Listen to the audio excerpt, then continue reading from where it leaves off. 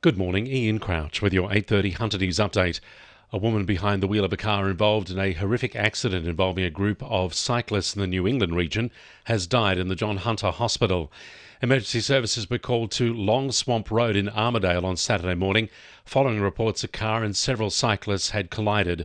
One of the cyclists died at the scene. 3 others were treated by paramedics. A 30-year-old woman was trapped in her car before being flown by the region's Westpac rescue helicopter to Newcastle in a critical condition, but has since succumbed to her injuries.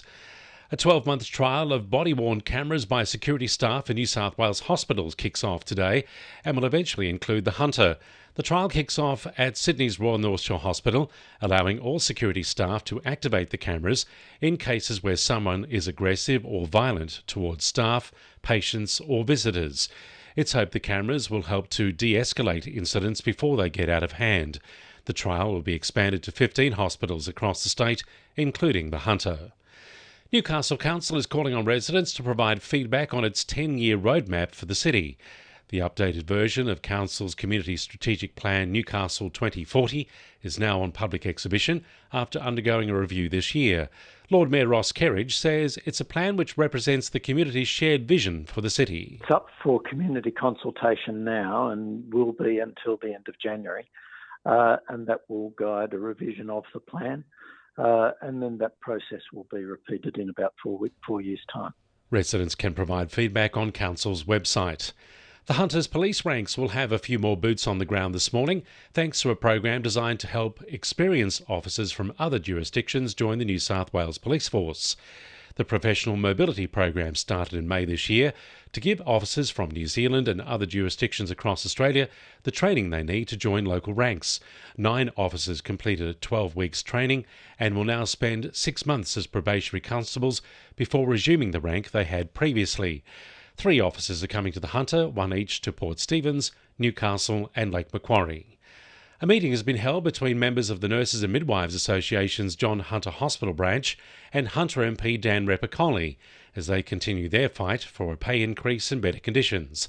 They're calling on the state government to hand down a 15% one-year pay increase and mandated nurse-to-patient ratios.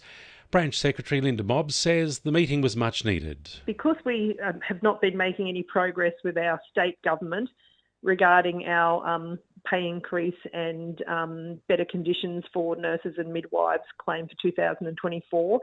We are also now approaching our federal members, hoping that they can help us urge the state government to come to an agreement. Quick work by Rural Fire Service volunteers has contained a grass fire at Pecolbin this morning. Crews from the Pecolbin Brigade were called to Marrowbone Road at about 3 a.m. to find 2 separate fires and called for further assistance. The fires were quickly brought under control. Crews will continue to patrol the fire throughout the day ahead of hot and windy conditions forecast today and tomorrow. 2NURFM Sport. The Jets came from behind to snatch victory over back-to-back A-League women's premiers Sydney FC 2-1. Keeper Danielle Kruzaniak saw red for the second time this season in the 12th minute, meaning her side were reduced to 10 players for the remainder of the game. However, an 86th minute equaliser from Devon Jackson and a 95th minute stunner from Lauren Allen sealed 3 points for Newcastle. Elsewhere, Jets men's coach Rob Stanton says the injury to captain Costa Grozos in his side's 4-0 win over Perth was likely a flare-up of an existing problem. I'm not sure of the extent, but hopefully he'll be okay for just after Christmas when we meet Wellington. The Jack Newton Classic tees off at Cypress Lakes today with celebrities coming out to raise money for junior golf and diabetes. Newcastle Paralympian Lauren Parker will be the guest speaker for the event. And the racing community is mourning the death of Newcastle trainer Sam Kavanagh after a battle with throat cancer. That's Sport, I'm Will McGrath. And the winning numbers in Weekend Lotto are 6, 7, 11, 21, 30 and 35, and the supplementaries are 13 and 29.